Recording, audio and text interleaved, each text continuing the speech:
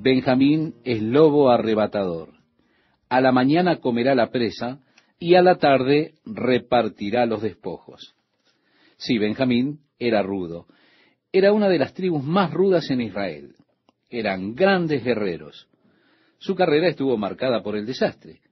Fueron eliminados al menos una vez como una tribu en Israel por causa de la maldad. Todas las tribus de Israel se congregaron contra Benjamín y a duras penas pudieron derrotarles. Si ellos eran realmente muy duros. De Benjamín vino el primer rey de Israel, Saúl. De Benjamín vino el gran apóstol Pablo. Personajes duros, en verdad, capaces de resistir más allá de las capacidades normales de resistir de una persona. La tribu de Benjamín. Continúa la lectura diciendo, todos estos fueron las 12 tribus de Israel. Y esto fue lo que su padre les dijo al bendecirlos. A cada uno por su bendición los bendijo. Les mandó luego y les dijo, yo voy a ser reunido con mi pueblo.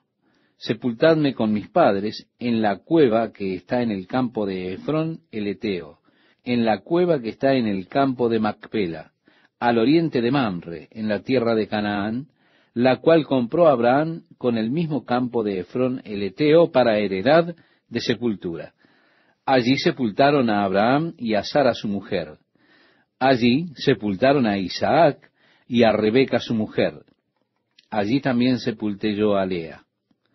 La compra del campo y de la cueva que está en él fue de los hijos de Het. Y cuando acabó Jacob de dar mandamientos a sus hijos, encogió sus pies en la cama y expiró, y fue reunido con sus padres.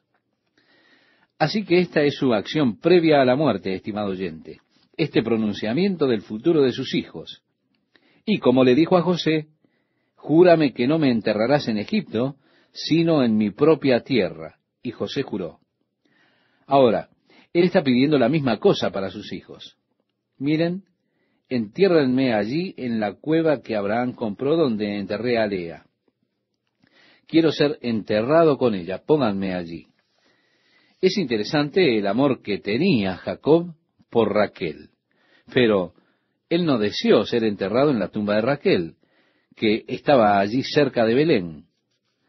Él dijo, allí también sepulté yo a Lea en la cueva de Macpela. Habiendo dicho esto, encogió las piernas y eso fue todo. Él se fue. Seguimos leyendo y nos dice la Biblia, entonces se echó José sobre el rostro de su padre y lloró sobre él y lo besó. Y mandó José a sus siervos, los médicos, que embalsamasen a su padre. Y los médicos embalsamaron a Israel. Y le cumplieron 40 días, porque así cumplían los días de los embalsamados. Y lo lloraron los egipcios, 70 días. El proceso de embalsamado llevaba 40 días precisamente. Y el período de lamentación en Egipto, por una gran persona, era de 70 días. Así que ellos cumplieron con la tradición. Sería interesante si usted pudiese encontrar la cueva de Macpela, porque aunque usted no encontraría ningún resto de Abraham, Isaac y sus esposas, seguramente encontraría un ataúd y el cuerpo momificado de Jacob aún existiendo allí. Así que sería interesante, ¿verdad?, si usted pudiera toparse con la cueva de Macpela y descender allí y ver la momia de Jacob. Porque el embalsamado de Egipto, por él sería preservado, y por él fue preservado como el rey Tut y algunos otros que fueron embalsamados por las artes egipcias de embalsamamiento. Así que José también fue embalsamado, y podría usted encontrar también a José.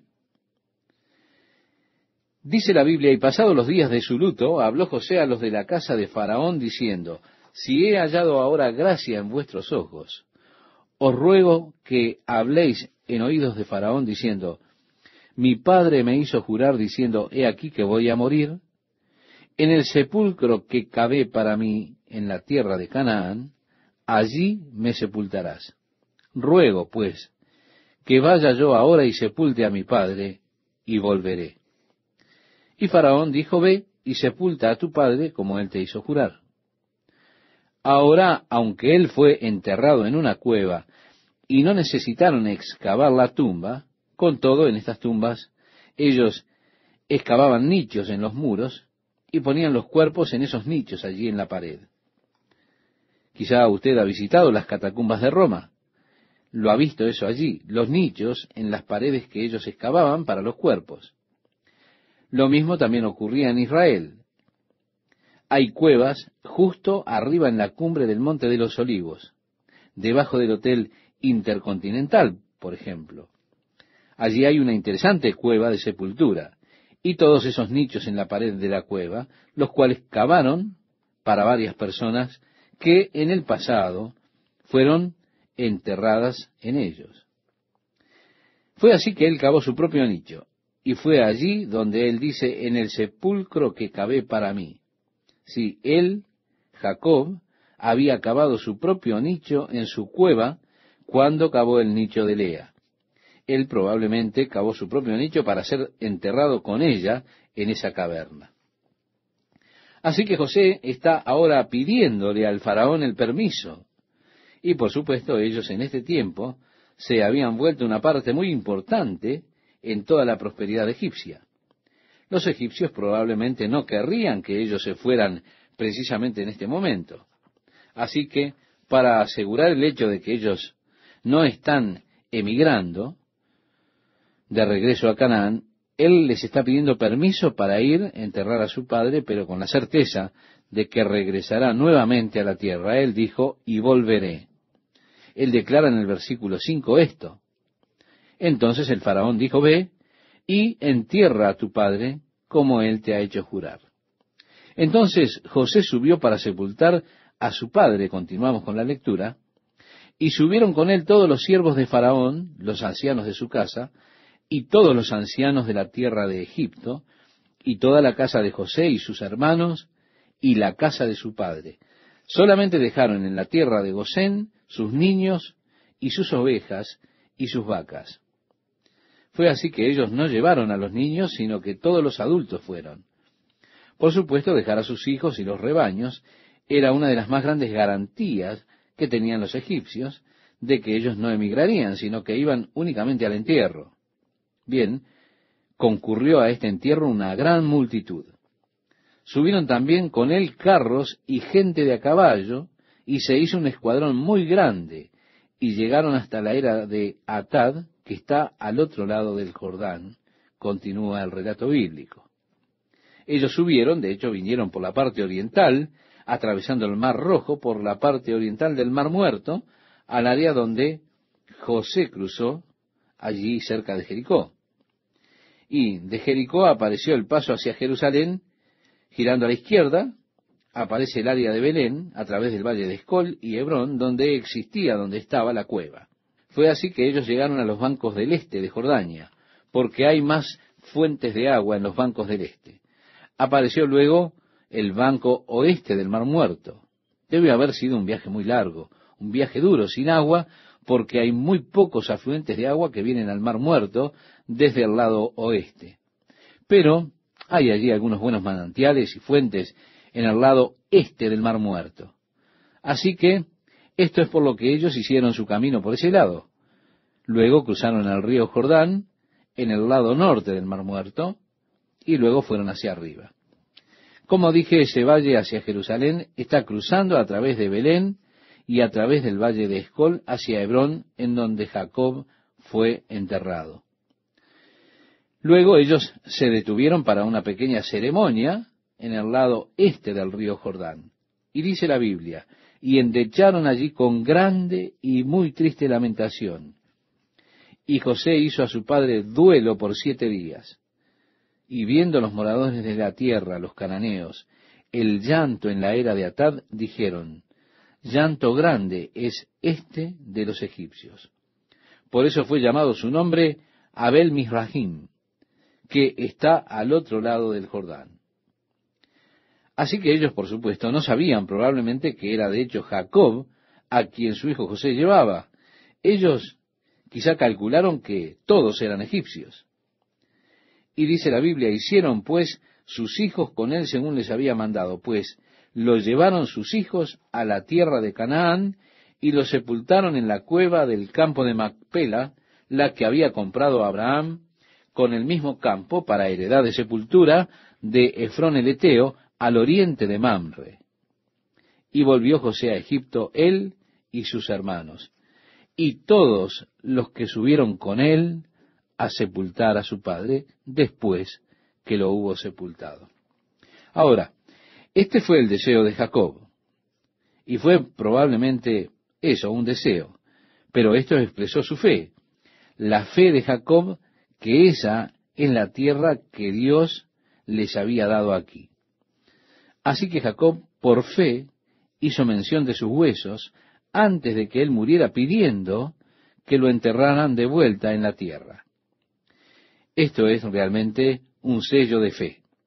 Pero realmente fue poner sobre la familia una carga que pensamos era innecesaria.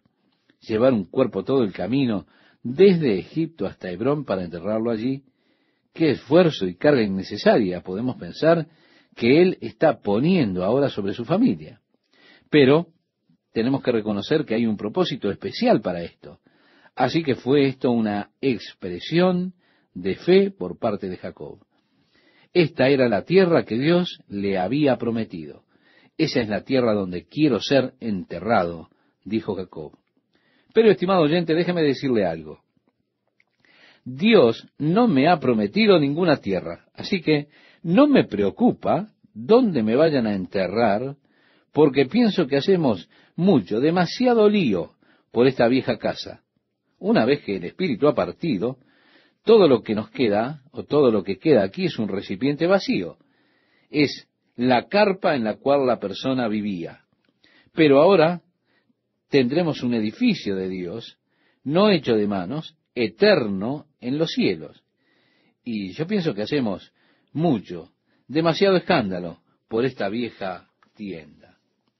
Seguramente lloramos, y no hay nada de malo en llorar, porque cuando alguien parte lo vamos a extrañar. No podemos ayudar sino extrañándolos.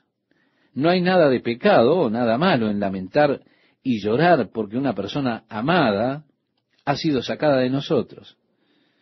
Pero para hacer un gran lío sobre su cuerpo, para que todos se molesten, porque el ataúd simplemente no es lo que usted quería, o la florería no puso las flores correctamente, o tener algo a la antigua, yo creo que eso es una vergüenza. En poco tiempo, si es que tenemos tiempo, el cuerpo, la tienda, habrá de regresar al polvo nuevamente. Pero esa tienda no soy yo. Nunca he sido yo. Esa tienda ha sido el lugar donde yo he estado viviendo. Ahora aprendemos a relacionar a las personas con el cuerpo. Y eso es legítimamente así. Pero una vez que el espíritu de la persona parte del cuerpo, ya no lo debemos relacionar más a ese cuerpo. Dice la Biblia, mirad, les muestro un misterio. No todos dormiremos. Todos seremos transformados en un momento, en un pestañear. Y créame, estimado oyente, yo anhelo ese momento. Continúa Génesis diciéndonos, viendo los hermanos de José que su padre era muerto, dijeron, quizá nos aborrecerá José y nos dará el pago de todo el mal que le hicimos. En otras palabras, ellos pensaron, él se va a vengar ahora. Él nos requerirá a todos nosotros por ese mal que hicimos. Y continúa el relato de Génesis diciéndonos, y enviaron a decir a José, tu padre mandó antes de su muerte diciendo, así diréis a José, te ruego que perdones ahora la maldad de tus hermanos y su pecado, porque mal te trataron. Por tanto, ahora te rogamos que perdones la maldad de los siervos del Dios de tu padre. Y José lloró mientras hablaban. Sí, enviaron mensajeros a José diciéndole, tu padre Jacob, antes de morir, dijo, oigan, traten bien a sus hermanos, ¿lo harán? Y los hermanos vinieron y dijeron, ustedes saben, oigan, somos los siervos del Dios de sus padres, por favor, ustedes se dan cuenta, perdónanos por las cosas que te hemos hecho. Pero dice, y José lloró delante de ellos. Vinieron también sus hermanos y se postraron delante de él y dijeron, henos aquí por siervos tuyos. Y les respondió José, no temáis. ¿Acaso estoy yo en lugar de Dios? Esta es una frase muy iluminadora porque muestra que José tenía una estimación muy clara de las cosas. Esto es que el juicio pertenece solo a Dios. Por eso él pregunta, ¿estoy yo en lugar de Dios? ¿Estoy en el lugar de dar la retribución? ¿Estoy yo en la posición de hacer juicio? En otras palabras, ¿estoy en la posición de traer venganza sobre ustedes? Si Dios dijo, mía es la venganza, yo daré el pago, dice el Señor. Por lo tanto, no depende de mí el traer juicio o venganza sobre una persona que pienso que ha obrado injustamente conmigo. No, estimado oyente, eso es trabajo de Dios. Ese no es mi trabajo. José, reconociendo esto como un trabajo de Dios, entonces tuvo la actitud correcta hacia sus hermanos en todo este asunto. Él preguntó, ¿estoy en lugar de Dios? Esto nos muestra, de hecho, el secreto detrás de su actitud, de su compromiso con Dios, en esa área para Dios. Y también necesito comprometerme con Dios en ese aspecto del juicio, en esa área del juicio. Sí, hay personas que dirán cosas horribles contra usted si usted hace alguna cosa. Si usted no hace nada, evidentemente nadie ha de decir nada. Pero si usted se atreve a hacer algo para el Señor, usted tendrá críticos. Bien, usted puede gastar su tiempo tratando de contestarle a todos esos críticos. Usted puede simplemente seguir haciendo la obra del Señor y dejar al Señor encargarse de los críticos que se levantan. Y si usted tiene la perspectiva correcta, usted hará esto último. Dejará eso en las manos del Señor. Usted no tratará de defenderse o de hacer lo que sea para ello. Pero, ¿se da cuenta? Pienso que es uno de los trucos de Satanás realmente. Un truco para sacarnos del trabajo real de Dios y meternos en esa área de la apologética y la defensa, teniéndonos así a nosotros mismos peleando con los demás. Y entonces peleamos contra el comunismo, el liberalismo, contra diferentes cosas. Realmente no proclamamos más el poder de Dios y el amor de Dios, no hacemos más el trabajo de Dios. Estamos peleando ahora con todas estas cosas. ¿Se da cuenta? Esas entidades que están por ahí peleando contra el diablo. Yo pienso que esto es una trampa en la cual es muy fácil caer. Bien, volvamos a nuestro texto bíblico. Vosotros, dijo José, pensasteis mal contra mí, mas Dios lo encaminó a bien, para hacer lo que vemos hoy, para mantener en vida a mucho pueblo. Ahora, sus intenciones fueron malas, ustedes estaban errados, sus motivos estaban errados, pero aún detrás de esto, Dios estuvo trabajando, lo estuvo usando. La Biblia dice que Dios usa la ira del hombre para alabanza de su nombre. Y esto para mí es interesante cuando veo cuántas veces Dios trastorna las mesas sobre el enemigo. Él preparará la trampa, el diablo preparará la trampa para los hijos de Dios, pero Dios trastornará las cosas sobre el enemigo. Aquí los hermanos de José, sus intenciones eran malas, sin rodeos, pero detrás de esto, Dios estuvo obrando para bien. Y esto es verdad a través de toda la vida de José, porque ningún arma forjada contra ti prosperará, decía el profeta Isaías. Esta es la herencia de los hijos del Señor. Aunque el hombre tuvo la intención de hacer mal, de herirle y demás, Dios puede cambiar todo eso y hacer que esto sea para bien. Nosotros necesitamos tener esta clase de confianza en Dios, de que todas las cosas obran para bien a aquellos que aman a Dios y son llamados conforme a su propósito. Y aunque una persona pueda, con maldad, maliciosamente buscar hablar mal de usted, buscar herirle, Dios puede todo eso volverlo para bien. Ustedes pensaron mal contra mí, pero Dios lo ha vuelto para bien, para salvación de muchas personas, diría en otras palabras José. Ahora pues, no tengáis miedo, yo os sustentaré a vosotros y a vuestros hijos. Así los consoló y les habló al corazón, Y habitó José en Egipto, él y la casa de su padre, y vivió José 110 años.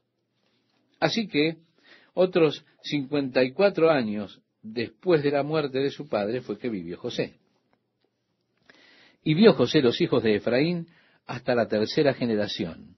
También los hijos de Maquir, hijo de Manasés, fueron criados sobre las rodillas de José. Él fue un gran abuelo, y crió a sus nietos en sus rodillas. Los hacía saltar allí en sus rodillas, y tuvo el gozo de ver no solo sus nietos, sino que también vio a sus bisnietos. Y José dijo a sus hermanos: yo voy a morir, mas Dios ciertamente os visitará, y os hará subir de esta tierra a la tierra que juró a Abraham, a Isaac y a Jacob. E hizo jurar José a los hijos de Israel, diciendo: Dios ciertamente os visitará, y haréis llevar de aquí mis huesos. Y murió José a la edad de 110 años, y lo embalsamaron, y fue puesto en un ataúd en Egipto. Esto indicaría que algunos de sus hermanos estaban aún con vida al momento en que él fuera a morir. Ahora bien, José no los puso en todos los problemas de cargar con sus huesos, de regresar inmediatamente, regresar su cuerpo de inmediato. Pero al menos él dijo: cuando ustedes partan y se vayan. Así que algunos de ellos, 300 años más tarde, cuando ellos partieron, tomaron el ataúd de José, y los hijos de Israel lo sacaron fuera de la tierra de Egipto, y lo llevaron a la tierra, y le enterraron en la tierra prometida. Fue así que José nuevamente expresó la misma fe de su padre Jacob. Él dijo: esta no es mi tierra, soy un extranjero y peregrino aquí. Yo quiero ser enterrado en la tierra que Dios nos ha prometido.